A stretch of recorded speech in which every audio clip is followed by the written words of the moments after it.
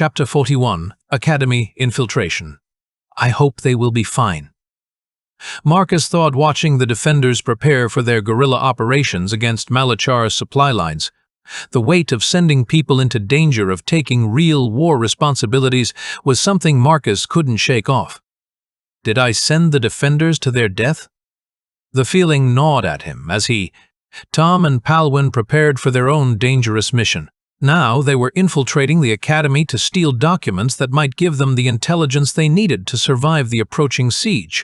Why are we hiding and stealing from the academy? I don't understand, Marcus. Shush, quiet. If we asked them and they denied our request, we may never find where the information is kept. What are you talking about? You'll see when we find it. I may instantly have to go and take what I need, then help here with the siege. Tom studied Marcus's face in the moonlight. I don't understand, but I trust you. Marcus felt the familiar weight of leadership and secrets. Tom's simple faith made the responsibility even heavier. You studied here almost a year. Do you know anywhere we can enter easily? Tom thought for a moment, examining the academy's imposing walls. I can jump the north wall directly into the garden, but you guys can't. Wait, first I can throw you, then I can jump. We don't have bear DNA like you. We can't fall from that height. Go. Palwin raised her hand hesitantly, waiting for permission to speak. You wanted to tell us something. Say your idea, Palwin.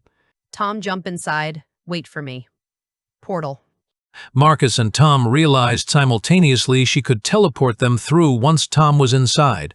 When they reached the north wall, Tom jumped like a tiger, his enhanced muscles propelling him up the vertical surface in movements that defied normal human capabilities.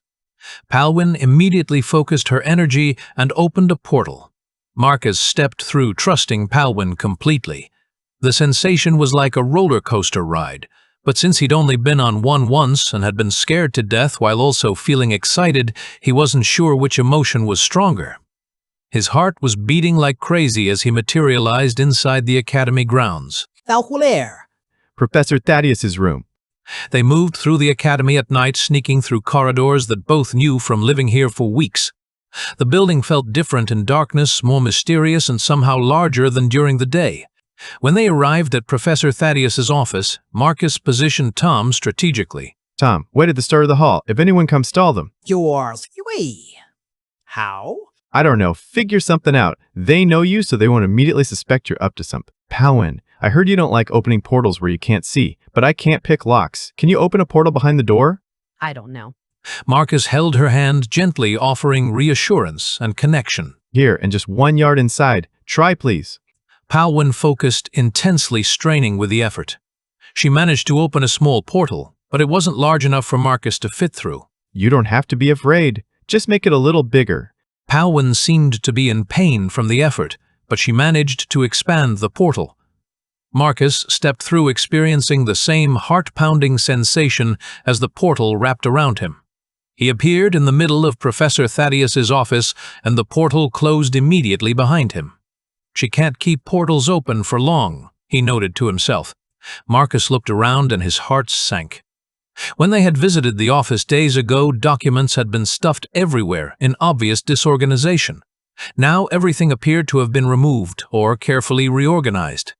Marcus immediately began checking bookcases and filing systems. When he opened the cases, everything was still there, but now placed neatly and systematically. This is bad too, Marcus thought.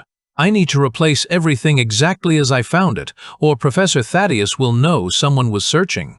Marcus started carefully pulling documents of similar colors and sizes that he could remember from his previous visit. After half an hour of methodical searching, a voice came through a small portal that had opened near the desk. Cousin, it's been almost an hour. I'm freaking out. Let's go. While Marcus was getting angry at his overly cautious cousin, he noticed the right scroll among the papers he was examining. He pulled it out carefully and unrolled it. There it was. The detailed drawing of Malachar's facility. If everything went according to plan, this would be his way in and out.